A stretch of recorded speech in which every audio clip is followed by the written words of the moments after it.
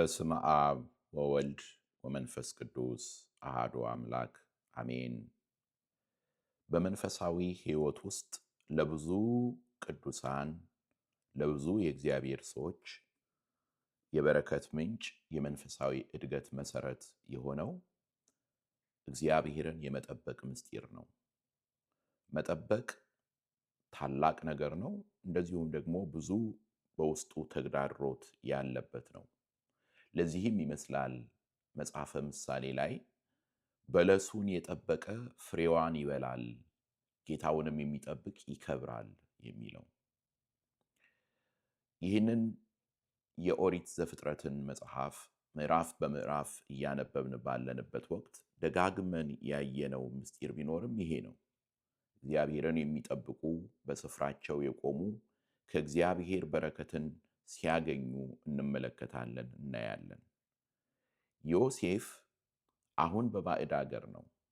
በባዕድ አገር ብቻም አይደለም፣ በባርነት ተሽጧል። በባርነት መሸጥ ብቻ አይደለም፣ ባልሰራው ስራ ባላደረገው ወንጀል እስር ቤት ተወርውሯል። ነገር ግን እግዚአብሔር ከእርሱ ጋር እንደሆነ ስላወቀ እግዚአብሔርን በመጠበቅ ተስፋ አደረገ እና ዛሬ የመጠበቅን በረከት እንመለከታለን፣ እናያለን። እግዚአብሔርን የሚጠብቁ የሚያገኙት በረከት ምንድን ነው? እግዚአብሔር በእንዴት ያለ መንገድ ነው ሕይወታቸውን፣ ኑሯቸውን የሚለውጠው? ኦሪት ዘፍጥረት ምዕራፍ 41 ላይ በሰፊው ይህንን እውነት እናገኛለን። እግዚአብሔር አምላክ በእውነት በቃሉ የሚገኘውን ብርሃን እንዲያበራልን፣ በእውነት በምንሰማው በምናነበው የእግዚአብሔር ቃል ሕይወታችንን እንዲለውጥ፣ በኑሯችን በሕይወታችን ለመጽናናት፣ በሃይማኖት ለመቆም፣ በስፍራችን ለመቆም እግዚአብሔር አምላክ በቃሉ ኃይልን እንዲያድለን ቅዱስ ፈቃዱ ይሁንልን። ኦሪት ዘፍጥረት ምዕራፍ 41 ከሁለት ዓመት በኋላም ፈርዖን ሕልምን አየ። እነሆም በወንዝ ዳር ቆሞ ነበር። እነሆም መልካቸው ያማረ ሥጋቸውም የወፈረ 7 ላሞች ከወንዙ ወጡ፣ በውሃውም ዳር በመስኩ ይሰማሩ ነበር። ከእነርሱም በኋላ እነሆ መልካቸው የከፋ ሥጋቸውም የከሳ ሌሎች 7 ላሞች ከወንዝ ወጡ፣ በእነዚያም ላሞች አጠገብ በወንዙ ዳር ይቆሙ ነበር።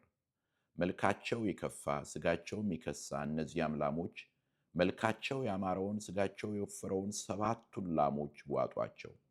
ፈርዖንም ነቃ፣ ደግሞም ተኛ፣ ሁለተኛም ሕልምን አየ። እነሆም በአንድ አገዳ ላይ የነበሩ ያማሩና መልካም የሆኑ 7 እሸቶች ወጡ። እነሆም ከእነርሱ በኋላ የሰለቱና በምሥራቅ ነፋስ የተመቱ 7 እሸቶች ወጡ። የሰለቱትም እሸቶች 7ቱን ያማሩና የዳበሩ እሸቶች ዋጧቸው። ፈርዖንም ነቃ፣ እነሆም ሕልም ነበረ። በነጋም ጊዜ ነፍሱ ታወከችበት። ወደ ሕልም ተርጓሚዎች ሁሉ ወደ ግብፅ ጠቢባንም ሁሉ ልኮ ወደ እርሱ ጠራቸው። ፈርዖንም ሕልሙን ነገራቸው። ነገር ግን ከእነርሱ ለፈርዖን የሚተረጉም አልተገኘም። የዚያን ጊዜ የጠጅ አሳላፊዎቹ አለቃ እንዲህ ብሎ ለፈርዖን ተናገረ። እኔ ኃጢአቴን ዛሬ አስባለሁ። ፈርዖን በባሪያዎቹ ላይ ተቆጣ፣ እኔንም የእንጀራ አበዛዎቹንም አለቃ በግዞት ስፍራ በዘበኞች አለቃ ቤት አኖረን። እኛም በአንዲት ሌሊት ሕልምን አለምን፣ እኔና እርሱ እያንዳንዳችን እንደ ሕልማችን ትርጓሜ አለምን። በዚያም የዘበኞቹ አለቃ ባሪያ የሆነ አንድ ዕብራዊ ጎልማሳ ከእኛ ጋር ነበረ። ለእርሱም ነገርነው፣ ሕልማችንንም ተረጎመልን። ለእያንዳንዱም እንደ ሕልሙ ተረጎመልን። እንዲህም ሆነ፣ እንደ ተረጎመልን እንደዚያው ሆነ። እኔ ወደ ሹመቴ ተመለስኩ፣ እርሱም ተሰቀለ። ፈርዖንም ልኮ ዮሴፍን አስጠራ፣ ከግዞት ቤትም አስቸኰሉት። እርሱም ተላጨ፣ ልብሱንም ለወጠ፣ ወደ ፈርዖንም ገባ። ፈርዖንም ዮሴፍን አለው፣ ሕልምን አየው፣ የሚተረጉመውም አልተገኘም። ሕልምን እንደሰማህ እንደተረጎምህም ስላንተ ሰማው። ዮሴፍም ለፈርዖን እንዲህ ብሎ መለሰ፣ ይህ በእኔ አይደለም፣ እግዚአብሔር ግን ለፈርዖን በደህንነት ይመልስለታል። ፈርዖንም ለዮሴፍ እንዲህ አለው፣ እነሆ በሕልሜ በወንዝ ዳር ቆሜ ነበር። እነሆም ሥጋቸው የወፈረ መልካቸውም ያማረ 7 ላሞች ወጡ፣ በመስኩም ይሰማሩ ነበር። ከእነርሱም በኋላ እነሆ የደከሙ መልካቸውም እጅግ የከፋ ሥጋቸውም የከሳ ሌሎች 7 ላሞች ወጡ። በግብፅ ምድር ሁሉ እንደነርሱ መልከ ክፉ ከቶ አላየሁም። የከሱትና መልከ ክፎቹ ላሞች የመጀመሪያዎቹን ወፍራሞቹን 7 ላሞች ዋጧቸው። በሆዳቸውም ተዋጡ። በሆዳቸውም እንደተዋጡ አልታወቀም። መልካቸውም በመጀመሪያው እንደነበረው የከፋ ነበረ። ነቃሁም። በሕልሜም እነሆ የዳበሩና መልካም የሆኑ 7 እሸቶች በአንድ አገዳ ሲወጡ አየሁ። ከእነርሱም በኋላ እነሆ የደረቁና የሰለቱ በምሥራቅ ነፋስ የተመቱ 7 እሸቶች ወጡ። የሰለቱት እሸቶች ያማሩትን 7ቱን እሸቶች ዋጧቸው። ለሕልም ተርጓሚዎችም ሕልሜን ነገርኩ፣ የሚተረጉምልኝም አጣው። ዮሴፍም ፈርዖንን አለው፣ የፈርዖን ሕልም አንድ ነው። እግዚአብሔር ሊያደርገው ያለውን ለፈርዖን ነግሮታል። 7ቱ መልካካሞች ላሞች 7 ዓመታት ናቸው። 7ቱ መልካካሞች እሸቶች 7 ዓመታት ናቸው። ሕልሙ አንድ ነው። ከእነርሱም በኋላ የወጡት የከሱትና መልከ ክፉዎቹ 7 ላሞች 7 ዓመታት ናቸው። የሰለቱትና የምሥራቅ ነፋስ የመታቸው 7ቱም እሸቶች እነርሱ ራብ የሚሆንባቸው 7 ዓመታት ናቸው። ለፈርዖን የነገርኩት ነገር ይህ ነው። እግዚአብሔር ሊያደርገው ያለውን ለፈርዖን አሳየው። እነሆ በግብፅ ምድር ሁሉ እጅግ ጥጋብ የሚሆንባቸው 7 ዓመታት ይመጣሉ። ደግሞ ከዚህ በኋላ የ7 ዓመት ራብ ይመጣል። በግብፅ አገር የነበረውም ጥጋብ ሁሉ ይረሳል። ራብም ምድርን በጣም ያጠፋል። በኋላ ከሚሆነው ከዚያ ራብ የተነሳም በምድር የሆነው ጥጋብ አይታወቅም፣ እጅግ ጽኑ ይሆናልና። ሕልሙም ለፈርዖን ደጋግሞ መታየቱ ነገሩ ከእግዚአብሔር የተቆረጠ ስለሆነ ነው። እግዚአብሔርም ፈጥኖ ያደርገዋል። አሁንም ፈርዖን ብልህና አዋቂ ሰውን ይፈልግ፣ በግብፅ ምድር ላይም ይሹመው። ፈርዖን በምድር ላይ ሹማምንትን ይሹም። በ7ቱም የጥጋብ ዓመታት ከሚገኘው ፍሬ በግብፅ ምድር ሁሉ ከ5 እጅ አንደኛውን ይውሰድ። የሚመጡትን የመልካሞቹን ዓመታት እህላቸውን ያከማቹ፣ ስንዴውንም ከፈርዖን እጅ በታች ያኑሩ። እህሎችም በከተሞች ይጠበቁ። በግብፅ ምድር ስለሚሆነው ስለ 7ቱ ዓመታት ራብ እህሉ ተጠብቆ ይኑር፣ ምድሪቱም በራብ አትጠፋም። ነገሩም በፈርዖንና በሎሌዎቹ ፊት መልካም ሆነ። ፈርዖንም ሎሌዎቹን እንዲህ አላቸው፣ በውኑ የእግዚአብሔር መንፈስ ያለበትን እንደዚህ ያለ ሰው እናገኛለንን? ፈርዖንም ዮሴፍን አለው፣ እንዳንተ ያለ ብልህ አዋቂም ሰው የለም። እግዚአብሔር ይህን ሁሉ ገልጦልሃልና አንተ በቤቴ ላይ ተሾም፣ ሕዝቤም ሁሉ ለቃልህ ይታዘዝ። እኔ በዙፋኔ ብቻ ካንተ እበልጣለሁ። ፈርዖንም ዮሴፍን በግብፅ ምድር ሁሉ ላይ ሾምሁህ አለው። ፈርዖን ቀለበቱን ከእጁ አወለቀ፣ በዮሴፍ እጅም አደረገው። ነጭ የተልባ እግር ልብስንም አለበሰው፣ በአንገቱም የወርቅ ዝርግፍን አደረገለት። የእርሱም በምትሆን በሁለተኛይቱ ሰረገላ አስቀመጠው። አዋጅ ነጋሪም ስገዱ እያለ በፊት በፊቱ ይጮህ ነበር። እርሱም በግብፅ ምድር ሁሉ ላይ ተሾመ። ፈርዖንም ዮሴፍን አለው፣ እኔ ፈርዖን ነኝ። በግብፅ አገር ሁሉ ያለ አንተ ማንም እጁንም እግሩንም አያነሳ። ፈርዖንም የዮሴፍን ስም ጸፍናት ፐዕናት ብሎ ጠራው። የሄልዮቱ ከተማ ካህን የጲጥፎራ ልጅ የምትሆን አስናትን አጋባው። ዮሴፍም በግብፅ ምድር ሁሉ ወጣ። ዮሴፍም በግብፅ ንጉሥ በፈርዖን ፊት በቆመ ጊዜ ዕድሜው 30 ዓመት ነበረ። ዮሴፍም ከፈርዖን ፊት ወጣ፣ የግብፅ ምድርንም ሁሉ ዞረ። በ7ቱም በጥጋብ ዓመታት የምድሪቱ ፍሬ ክምር ሆነ። በግብፅ ምድር ሁሉ ያለውን የ7ቱን ዓመት እህል ሁሉ ሰበሰበ፣ እህልንም በከተሞቹ አደለበ። በየከተማይቱ ዙሪያ ያለውን የእርሻውን እህል ሁሉ በዚያው ከተተ። ዮሴፍም እንደ ባሕር አሸዋ እጅግ ብዙ የሆነ ስንዴን አከማቸ፣ መስፈርን እስኪተው ድረስ ሊሰፍር አልተቻለውምና። ለዮሴፍም የሄልዮቱ ከተማ ካህን የጶጥፌራ ልጅ አስናት የወለደችለት 2 ልጆች የራብ ዘመን ገና ሳይመጣ ተወለዱለት። ዮሴፍም የበኩር ልጁን ስም ምናሴ ብሎ ጠራው፣ እንዲህ ሲል፣ እግዚአብሔር መከራዬን ሁሉ የአባቴንም ቤት አስረሳኝ። የሁለተኛውን ስም ኤፍሬም ብሎ ጠራው፣ እንዲህ ሲል፣ እግዚአብሔር በመከራዬ አገር አፈራኝ። በግብፅ ምድር የነበረውም የ7ቱ ዓመት ጥጋብ አለፈ። ዮሴፍም እንደተናገረ የ7ቱ ዓመት ራብ ጀመረ። በየሀገሩም ሁሉ ራብ ሆነ። በግብፅ ምድር ሁሉ ግን እህል ነበረ። የግብፅ ምድርም ሁሉ ተራበ። ሕዝቡም ስለ እህል ወደ ፈርዖን ጮኸ። ፈርዖንም የግብፅ ሰዎችን ሁሉ ወደ ዮሴፍ ሂዱ፣ እርሱ ያላችሁንም ሁሉ አድርጉ አላቸው። በምድርም ሁሉ ላይ ራብ ሆነ። ዮሴፍም እህል ያለበትን ጎተራ ሁሉ ከፍቶ ለግብፅ ሰዎች ሁሉ ይሸጥ ነበር። ራብም በግብፅ ምድር ጸንቶ ነበር። አገሮችም ሁሉ እህል ይገዙ ዘንድ ወደ ግብፅ ወደ ዮሴፍ መጡ፣ በምድር ሁሉ ራብ እጅግ ጸንቶ ነበርና። በፍጡር የሚያመልክ የተረገመ ነው። እግዚአብሔር አምላክ ስለ ቃሉ የተመሰገነ ይሁን። እንዴት አስደናቂ አስገራሚ የእግዚአብሔር ቃል ነው። እግዚአብሔር ስለ ቃሉ በእውነት ስሙ ከዘላለም እስከ ዘላለም ይክበር ይመስገን። ዮሴፍ በልቡ ያለውን በልቡ የተሸከመውን በልጆቹ ስም ሲያስቀምጠው እናያለን። እግዚአብሔር መከራዬን ሁሉ የአባቴንም ቤት አስረሳኝ። ለምንድን ነው እንዲህ ያለው? ከዚያ ብንጀምር ደስ ይለኛል። እግዚአብሔር መከራዬን ሁሉ የአባቴንም ቤት አስረሳኝ።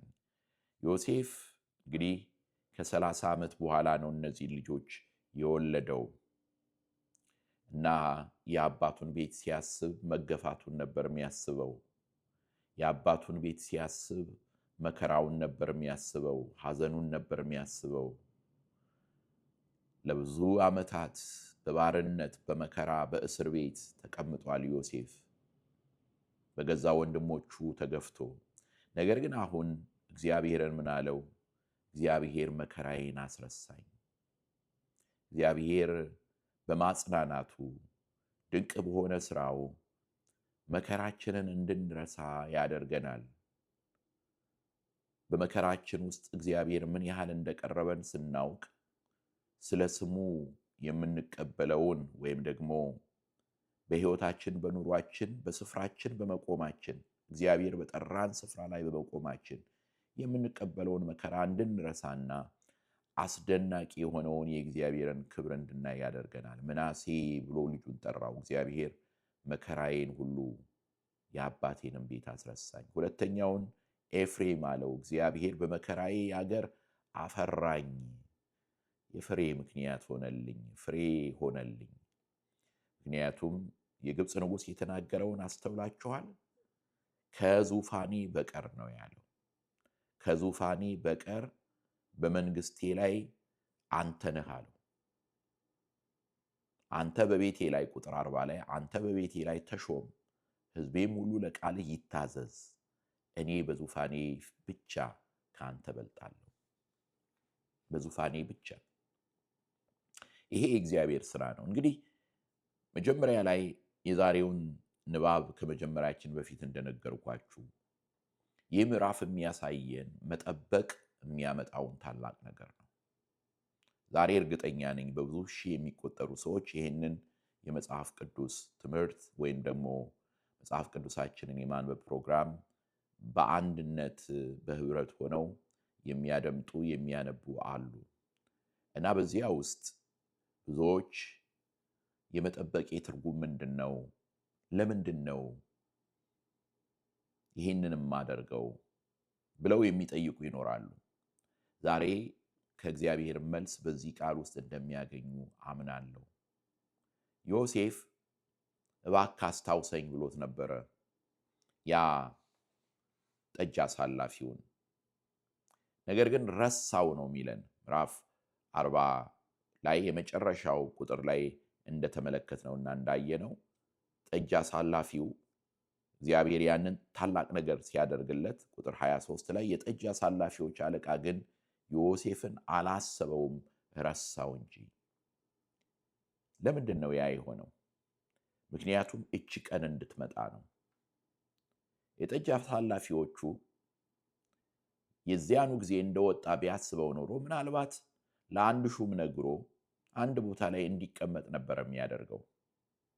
ነገር ግን እግዚአብሔር ለዮሴፍ ያሰበው ሌላ ነበረ። እግዚአብሔር በዮሴፍ የሚሰራው ሌላ ዓላማ ነበረው። ስለዚህ እግዚአብሔር አምላክ እሱ በማይመረመር ክብሩ ያ የጠጅ አሳላፊው በግድ የለሽነቱ ነው የረሳው። እግዚአብሔር ግን ዓላማ ነበረው። እናም በመጨረሻ ላይ ለፈርዖን ይሄንን ህልም ነገረው።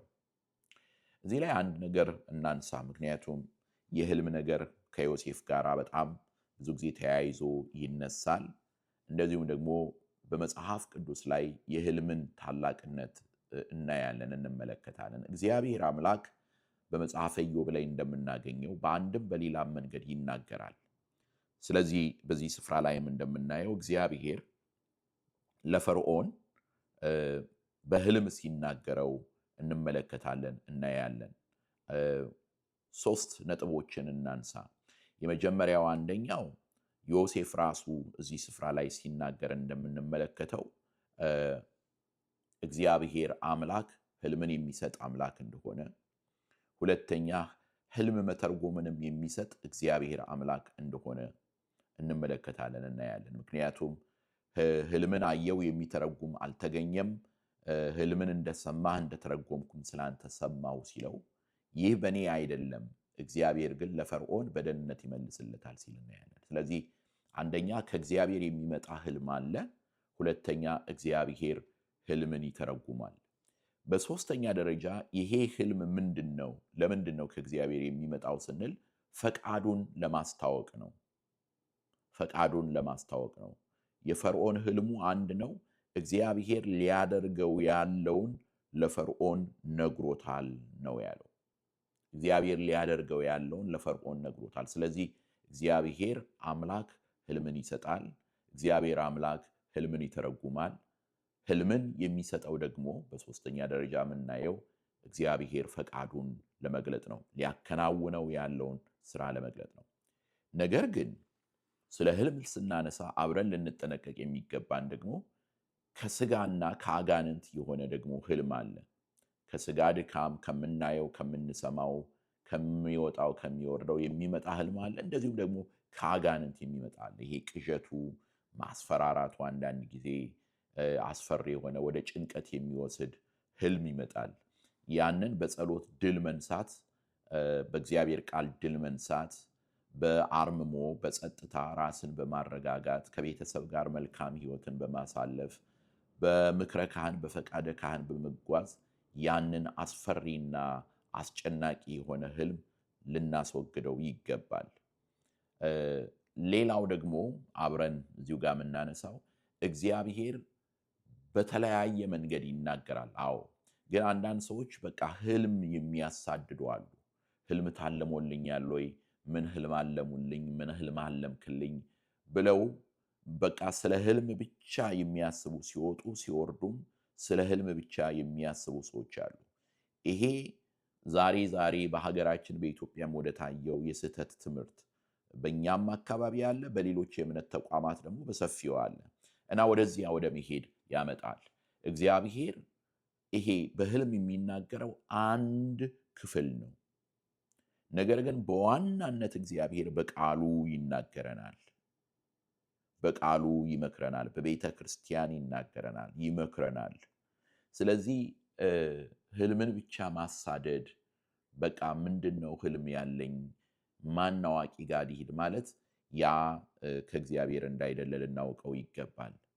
እንግዲህ እግዚአብሔር ሲተረጉም ህልምን ምንድን ነው የሚከናወነው? እዚህ ስፍራ ላይ እናያለን። ለሀገር መድኃኒት ሲሆን ዮሴፍ እግዚአብሔር አምላክ በህልሙ ለፈርዖን ሙሉ በሙሉ ግብፅ የምትድንበትን ከረሃቡ ዘመን የምታልፍበትን ነበር የገለጠለት።